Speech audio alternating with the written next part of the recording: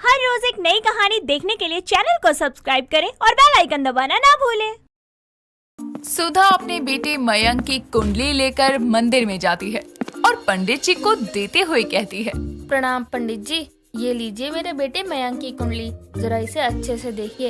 इतने रिश्ते देख चुकी हूँ अपने बेटे के लिए, पर कोई भी जचता नहीं है। कहीं कोई दोष निकल आता है तो कहीं कोई बाधा। तो बताइए पंडित जी, देखकर जरा। सुधा की बात सुनने के बाद पंडित जी मयंक की कुंडली को अच्छे से देखकर बताते हैं। जी बहन जी, देखिए आपके बेटे की कुंडली में कोई दोष नहीं है, न ही उसके विवाह में किसी प्रकार की कोई बाधा का संकेत है। तो फिर मेरे बेटे का रिश्ता क्यों नहीं हो रहा? क्योंकि अभी आपके बेटे को वो नहीं मिली है जो उसके भाग में लिखी है। आपकी बहू आपके बेटे से बड़ी होगी, वो आपके घर को खुशियों से भर देगी। वो आएगी तो आपके बेटे के भाग बदल देगी। पंडित जी की बात सुनकर सुधा चिंता में पड़ जाती है और पंडित जी को उनकी दक्षिणा देकर वापस घर आकर खुद से कहती है, नहीं नहीं, ये नहीं हो सकता। मेरे बेटे की बीवी उससे बड़ी नहीं होगी। मैं कभी भी मयंक की शादी उससे बड़ी उम्र की लड़की से नहीं होने दूंगी, कभी भी नहीं। इतना कहकर सुधा वापस से घर के कामों में लग जाती है और एक सुबह जब मयंक घर से ऑफिस जा रहा था, तभी एक बहुत सुंदर सी लड़की हाथ में सब्जियों का थैला लिए उसकी कार के आगे आ जाती है और वहीं बेहोश हो जाती है। ये देखकर मयंक जल्दी से कार स्टॉप करके बाहर आकर कहता है, हेलो, सुनिए, आप ठीक है ना? होश में आइए, क्या हुआ आपको? ओह गॉड, क्या करूं? कहीं ये गर्मी से तो बेहोश नहीं हो गई? थोड़ा सा पानी पिला देता हूं इनको। इतना कहकर मयंक जल्दी से कार में से पानी की बोतल निकालता है और उस बेहोश हुई लड़की के चेहरे पर छिड़कता है, साथ ही उसे पानी पिलाता है। वो लड़की होश में आती है, जिसके बाद मयंक उससे कहता है, आप ठीक तो है ना? क्या हुआ आपको? आप ऐसे बेहोश कैसे हो गयी? जी मैं ठीक हूँ, माफ करना, आपको मेरी वजह से परेशानी हुई। नहीं, परेशानी की कोई बात नहीं है। आप है कौन? मेरा नाम सुरोस्ता है। वो मैंने कल से कुछ खाया नहीं है, कल से मेरा व्रत था। अभी मैं बस पूजा करके सब्जियां लेकर घर ही जा रही थी और रोड क्रॉस करते हुए आंखों के आगे ब्लैकआउट हो गया। सॉरी। नहीं, सॉरी मत कहिए। चलिए मैं आपको छोड़ देता हूँ, आपको जहाँ भी जाना होगा।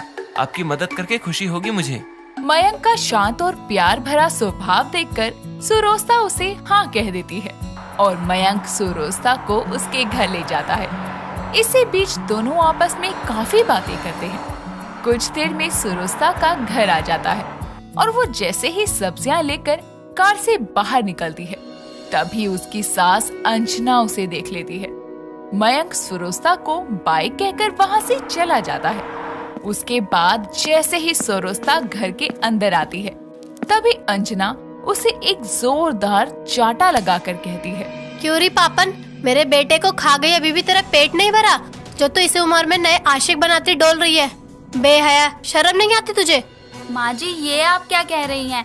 वो तो मैं रास्ते में बेहोश हो गई थी, इसलिए वो लड़का मेरी मदद करने के लिए मुझे घर तक छोड़ गया। अपनी चापलूस भरी बातें ना किसी और को कहना, मैं तेरी बातों में नहीं आने वाली, समझ गई? मुझे तेरी आदतों के बारे में अच्छे से पता है। जानबूझकर ही बेहोश हो गई होगी तू करमदिली, ताकि तुझे कोई बाहों में थाम सके। सुरोस्ता को खरी खोटी सुनाकर अंजना वहाँ से चली जाती है। वहीं दूसरी तरफ मयंक की आंखों के सामने सुरोस्ता का भोला भाला चेहरा बार बार आता है और वो अपने मन में सोचता है, कितना प्यारा चेहरा है। जितनी बार भी याद करता हूँ चेहरे पर एक अलग सी स्माइल आ जाती है। सुरोस्ता, उफ, कितना प्यारा नाम है। हे भगवान, अगर मैंने कुछ अच्छा काम किया है ना तो दोबारा मिला दे मुझे उससे। मैं तो पहली बार में ही दिल हार गया। इतना कहकर मयंक सो जाता है। जैसे तैसे दिन गुजरते जाते हैं और एक रोज मयंक की मुलाकात फिर से सुरोस्ता से होती है और मयंक बोलता है, अरे सुरोस्ता जी, आप कैसी हैं? मैं ठीक हूँ, आप कैसे हैं? जी मैं तो आपसे बहुत नाराज हूँ। जी क्यों? आपको मैंने आपके घर छोड़ा पर आपने मुझे एक गिलास पानी तक नहीं पूछा। अरे कम से कम इतना तो कह देती, कॉफी नहीं मांगता मैं। सुरोस्ता इससे पहले कि कुछ कहती वहाँ अंजना आती है और गुस्से में बोलती है, क्यों री डंकनी, सुधरी नहीं तू? आज भी फिर तूने अपने आशिक को बुला लिया मिलने के लिए? अरे इसकी कम उम्र का तो लिहाज कर ले, कितना छोटा है तुझसे ये। इतना कहकर अंजना सुरोस्ता को अपने साथ घसीटती हुई ले जाती है। ये सब देखकर मयंक को जरा भी अच्छा नहीं लगता और वो सुरोस्ता के बारे में सारी जानकारी निकलवाता है। तब उसे पता चलता है कि सुरोस्ता उससे उम्र में 5 साल बड़ी है। साथ ही वो एक विधवा है। उसके पहले पति की एक हादसे में मौत हो गई थी। सच जानने के बाद भी मयंक अपने कदम पीछे नहीं हटाता और वो सुरोस्ता से बातचीत बढ़ा देता है। वक्त गुजरता है, सुरोस्ता और मयंक दोनों ही एक दूसरे को पसंद करने लगते हैं और एक रोज मयंक सुरोस्ता से शादी करके उसे अपनी बीवी बनाकर अपने साथ घर लाता है, जिसे देखकर सुधा कहती है, मयंक, ये सब क्या है? कौन है ये लड़की? इसकी उम्र क्या है और तूने इससे शादी क्यों की? माँ, ये मेरा प्यार सुरोस्ता है, आपकी बहू। हम दोनों एक दूसरे से प्यार करते हैं और इसीलिए हम दोनों ने शादी कर ली। पर बेटा, कुछ भी करने से पहले कम से कम कुछ तो बता देता। और अब जब शादी कर ही ली है तो घूंघट उठा, चेहरा तो दिखा दे। माँ, आप खुद ही उठा लो ना। मयंक की बात सुनकर सुधा जैसे ही सुरोस्ता का घूंघट उठाती है तो उसके होश उड़ जाती है और वो गुस्से में कहती है, ये तो अंजना की बहू है जो उम्र में भी तुझसे बड़ी है। तू पागल हो गया है? तुझे ये 5 साल बड़ी और विधवा ही मिली शादी करने के लिए? मैं इसे अपने घर की बहू कभी स्वीकार नहीं करूंगी। जो पहले ही अपने पति को खा चुकी है, मेरे बेटे को भी खा जाएगी। अभी के अभी अंजना को फोन करती हूँ ताकि वो अपना ये कूड़ा अपने साथ ले जाए। सुधा बिना कुछ सुने ही अंजना को कॉल करके अपने घर बुलाती है और कुछ ही देर में अंजना सुधा के घर आती है और अपनी बहू को सुहागन देखकर उसके गुस्से का पारा 7वें आसमान पर चढ़ जाता है और वो सुरोस्ता को चाटा लगा कर कहती है, अरे कलमुही, नाश हो तेरा। ये क्या क्या तूने? अरे शादी कर ली तूने, वो भी खुद से छोटे लड़के से। अरे ये सब करते हुए तुझे मेरी इज्जत का जरा भी ख्याल नहीं आया? हाय, तुम मर क्यों नहीं गई जहर खाकर? बस बहुत हो गया, अब कोई कुछ नहीं कहेगा सुरोस्ता जी को। अरे तो क्या हो गया अगर वो उम्र में मुझसे 5 साल बड़ी है? क्या उनकी जिंदगी नहीं है? उनको जीने का कोई हक नहीं है? उनके पहले पति की कार एक्सीडेंट में मौत हो गई, इसमें उनकी क्या गलती है? अरे कितनी छोटी और पिछड़ी सोच है आप दोनों की, जो एक औरत होकर भी एक औरत का दर्द नहीं समझ सकती।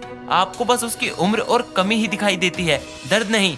माँ जी, मैंने आज तक कभी आपकी किसी बात का बुरा नहीं माना।